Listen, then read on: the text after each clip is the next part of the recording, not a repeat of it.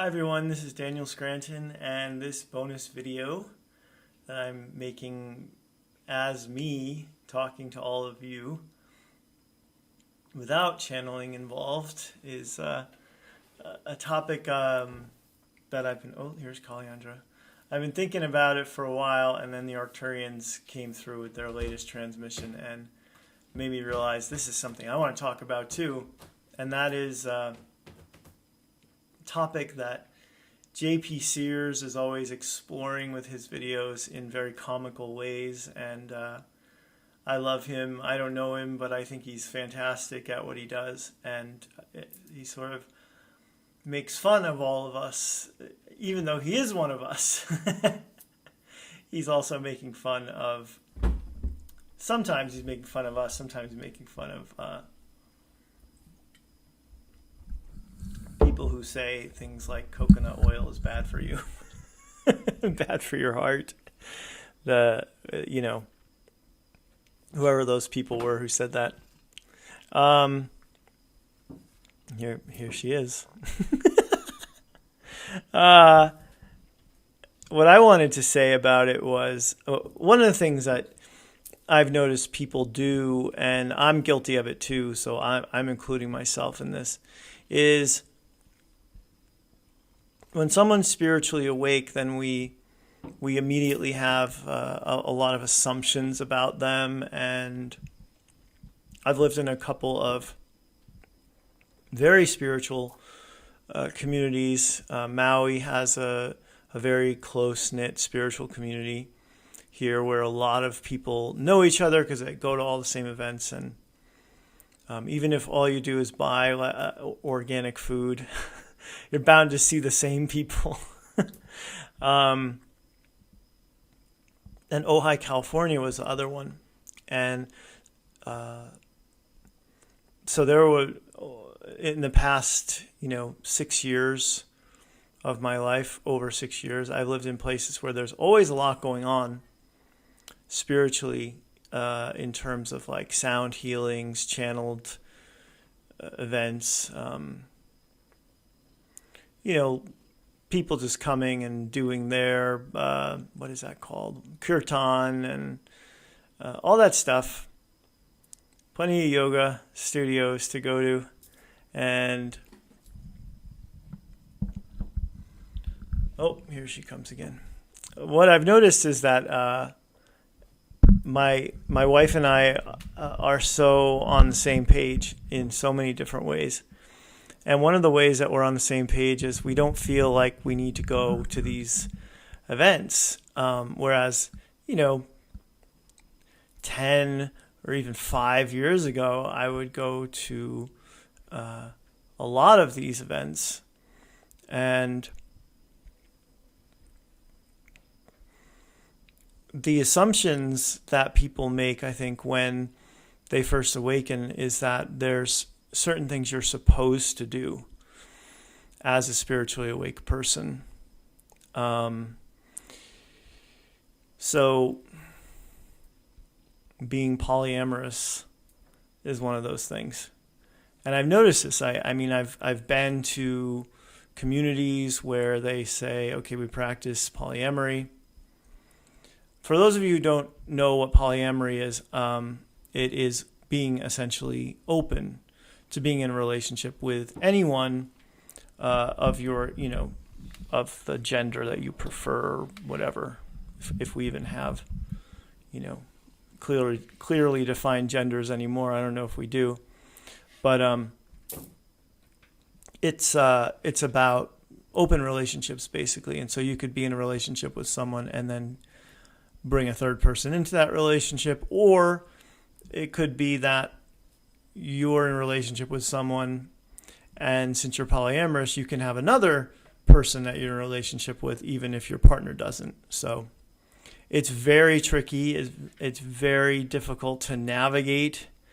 My ex-wife wanted to be in a polyamorous relationship with me. The tricky part about that was that I knew that it would be really easy for her to go out and find a guy that would give her attention. I knew that that's really what she wanted, was just more attention.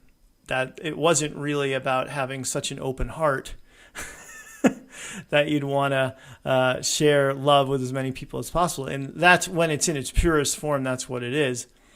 But I didn't think it would be as easy for me to go out and just find a woman who would be okay with the fact that I was married already. It's a little bit different. It's trickier.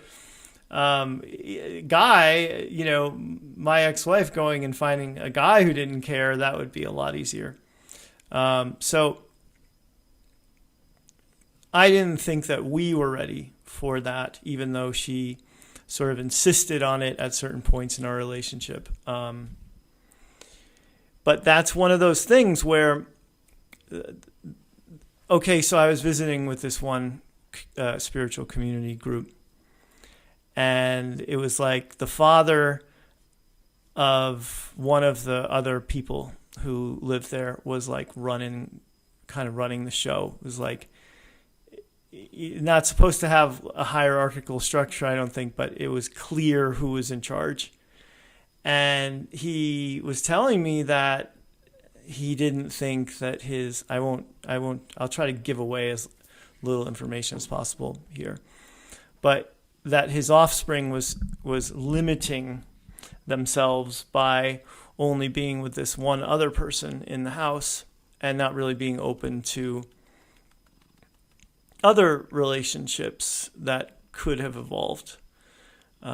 And so he was kind of disappointed in his offspring for just being monogamous.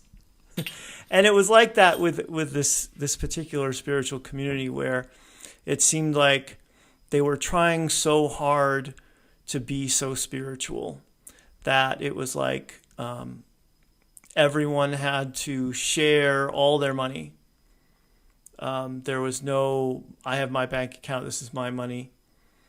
That whole polyamory thing.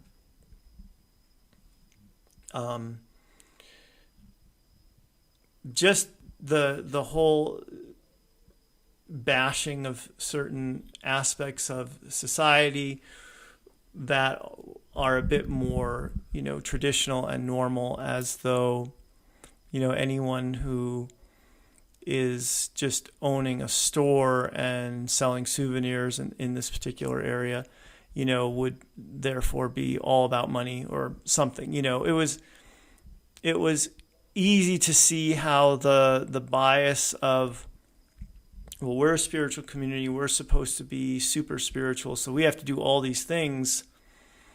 It was easy to see how that had sort of taken hold. And the reason I bring this up, I don't mean to bash anyone here. I'm not attempting to say this way that I do things or the way that I look at all this is better. But when I notice things, I want to talk about them. And what I notice is I think people try too hard to be who they think they have to be in order to be spiritual. In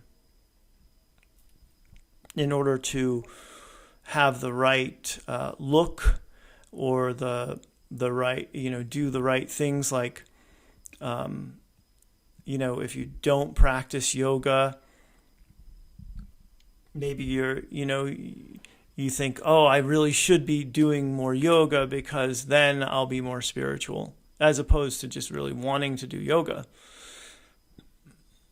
and listening to the guidance that's telling you, hey, go take that yoga class. It would probably be good for you. So my intention then for making this video is to try to give people permission. First of all, it's to introduce everyone to Kaliandra's tale, obviously, because that's something you all need to see. I left enough room for walk in front of the laptop stand because I need the laptop to be back a certain amount to get myself in the shot and everything. So yeah, I kind of want to give people permission to not be vegan, to not invest in Bitcoin. All these things, when I see these things coming up in the spiritual realm that we all, the community we all dwell in, I think, why do people think that Bitcoin is better than the money we've been using for? I mean, yeah, you can avoid paying taxes with Bitcoin, and I understand. I mean, I understand like this much about Bitcoin, but I do know that it's used on the dark web as the currency of choice, which means it's really helping people do really bad things with their money, like buy people and weapons and things like that. So I've never gotten caught up in that, but I noticed when it was probably like a year ago when Bitcoin started going nuts, and then everybody became like a Bitcoin expert and selling their Bitcoin courses and stuff. And so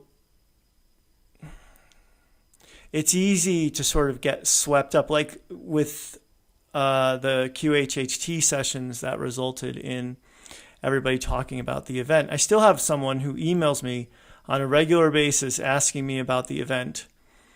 And I said to this person, because the event became like this big thing because it kept coming up in all these sessions, people were experiencing it, and it was like enough people were talking about the same thing that it seemed like this was something that was going to happen soon. So everybody got caught up in the event and in Bitcoin in recent years. And so this guy, he emails me and asks me all the time, what's going to happen? When is it going to happen? Give me all the details about the event. And the last email I sent him was, you create your reality. So what do you want the event to be like? And then he said that I was, obviously ducking his question, as if I really know the answer and I'm hiding it from people. I don't know the answer. I listen to a podcast now where they talk about spirituality a lot, even though it's run by a comedian named Pete Holmes. Oh, there goes the tail again. And one of the things I like a lot that they arrive at on when he talks to his guests about spirituality is that nobody really knows. And, it doesn't matter whether it's religion or spirituality. If you're clinging to things, if you're clinging to the idea that in order to be spiritual, you have to, not, if you're a woman, not shave anything, things like that. If you're a man, you should have a beard and long hair. Now, I don't have a full beard because I can't grow a full beard. It would be really splotchy.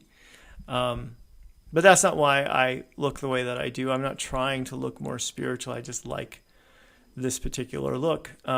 So that's why I do it. And I think that, so here's an example. Now I'm going to call myself out as a hypocrite because I was thinking about, we have our house cleaned and we want only non-toxic, eco-friendly, green cleaning thing, plant-based cleaners basically in here. Homemade would be fantastic, or, BioClean, 7th generation, those types of products. And when we hired our cleaners, I thought that they specialized in green cleaning. It turns out they don't. So they would come over here and they would have 409 and soft scrub, and it would freak me out to think that, like, oh my God, what if they use these products? Because we're both super sensitive and we just don't want chemicals and toxins in our home. Obviously, it's impossible to keep them all out. We bought a new fan, and you take the fan out of the packaging, and it's plastic, which sucks. But because, plastic is forever, until we start using the reatomizing Star Trekian things here on a regular basis on Earth. But my point is, you take it out of the packaging and it smells like a chemical fire just erupted. So it's hard. It's really hard. But my point about the chemicals with the cleaners was, I was thinking about these cleaners. I've met the woman who sort of runs the company and her partner. Really nice, super, super nice guy, obviously very into his spirituality. And I was thinking, well, they're spiritually awake, so why would they not know, like, why buy 409 in soft scrub when you can buy these other things? And, and I realized in that moment I was making an assumption that we're all supposed to be a certain way. Like, people would look at my wife and I and think they're spiritually awake people, they're teachers, they're healers, but they still go watch action movies. Because we do. We like a good action movie. I mean, hopefully in the action movie there's not a ton of violence. I am put off by a certain amount of violence and don't enjoy it, but unfortunately it usually comes along with really good storytelling. There's not that many Marvelous Mrs. Maisel shows out there, unfortunately, which we love too.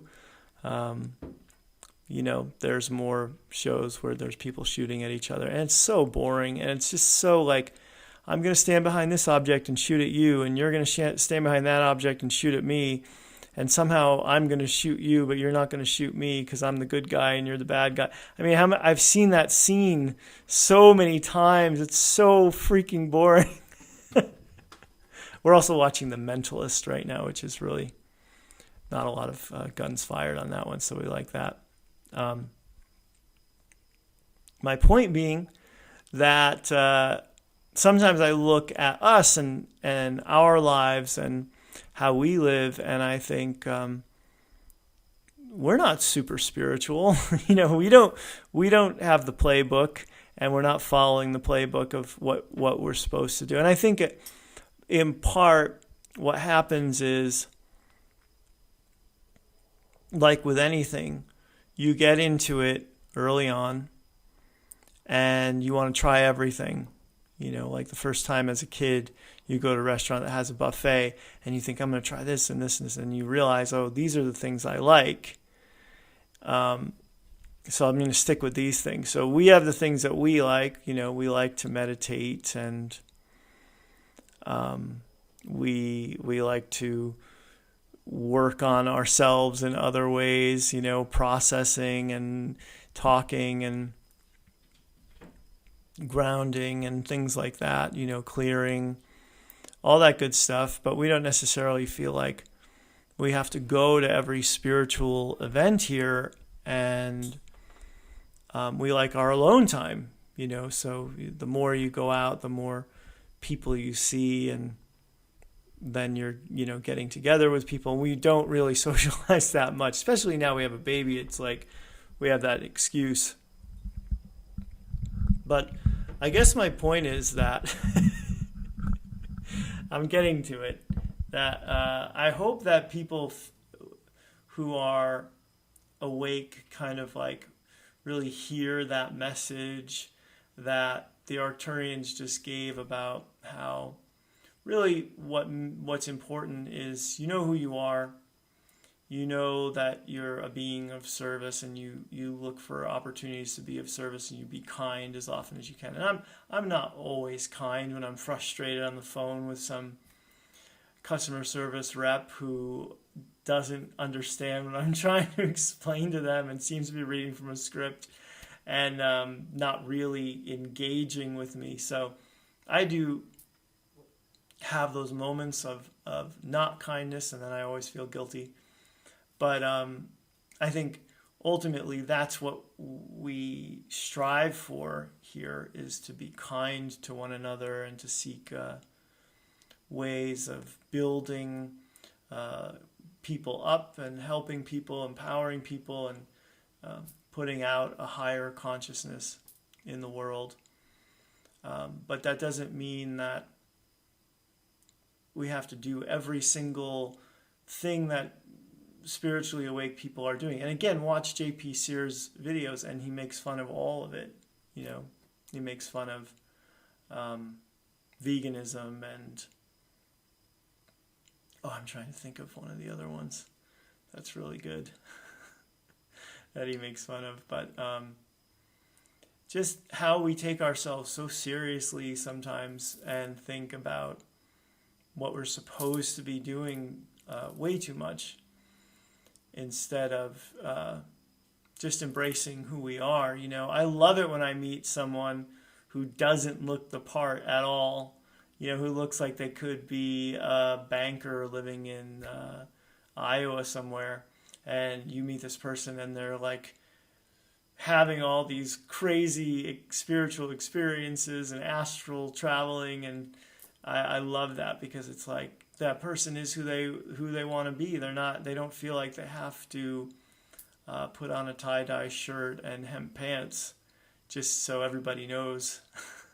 And again, I think that's something you do when you first get into this stuff, and you want to do it all, and you want to definitely let everybody know who you are by how you dress and so on. And then you get over it, and you realize it's not about your outward appearance. It's not about looking the part. It's really so much more than that. So I've talked about this before, and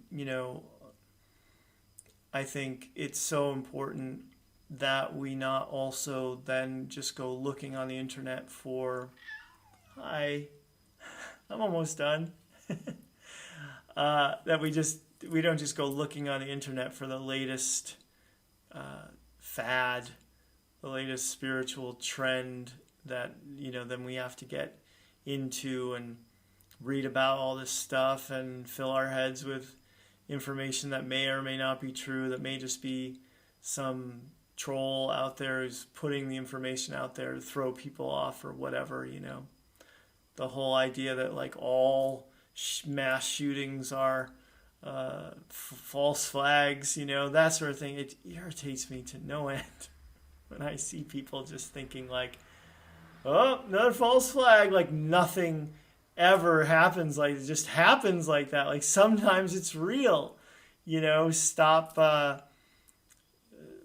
Stop promoting this idea that these things don't just happen. Of course there's false flags, but not it's much harder to pull that off, I think, than people realize. And certainly in the U.S., it's going to be really hard to pull it off. But if you make up some story of something that's happening in another country where they don't have cameras everywhere, it's a lot easier. So anyway, I want to leave on a positive note here. So my positive note leaving on is I think that everyone should have the right to practice as much spirituality in whatever way that you want to practice it and experience it, and don't feel like you have to go along with the mob mentality that says, oh, now Bitcoin's the thing, so everybody do Bitcoin and things like that. I'm sure there'll be another thing. It's been a while since the Bitcoin craze and the event craze, and now there's going to be a new thing that comes along pretty soon, QAnon and all that stuff. There'll be something else that comes along that sort of captures all of our attention, and everybody thinks they need to be a part of it somehow. But really, if you just live your life and you just live the life that you want to live, and you be true to yourself and be true to your feelings and you be kind to other people, and you get, a cute cat to come and hang out with you all the time. No, not even that. You don't even have to be an animal person to be spiritual, although they help. They really, really help. So if you don't have an animal, I recommend go and visit your friend who has one, or go to the shelter and visit the cats and dogs in the shelter. That's just, I'm not saying you have to. I'm saying it's a recommendation, just like drink lots of water. It is a good recommendation. More time we spend with nature and animals. Really, it's simple. It's much more simple than a lot of people make it out to be. People who are newly awakened suddenly feel like they have to go on all these retreats and do all these workshops and take all these classes and take ayahuasca, and it's like sometimes you want to just say to that person, slow down, just go sit in a dark, quiet room for a while and let things unfold a little bit more organically for you. Because this isn't like certain other faiths, like the one I grew up in, Catholicism, where you think somebody up there is like keeping score and watching, and I better go to church every Sunday, and if you're spiritual, I better go to that drum circle or whatever, or else I'm lagging behind on my spirituality points. There's no such thing as that. And if you're in a relationship right now and you think, should I be polyamorous? Then you probably are not ready for it, because when you're ready for it, it's, I think, something that happens organically and is something that you never should yourself into. So that's really the message of this. Regardless of how spiritual something seems, don't ever think you have to should yourself into doing it. And that's where I'm going to end. This is long, huh? Okay. Thanks for watching, everyone. Blessings to you and yours. And I will see you tomorrow night.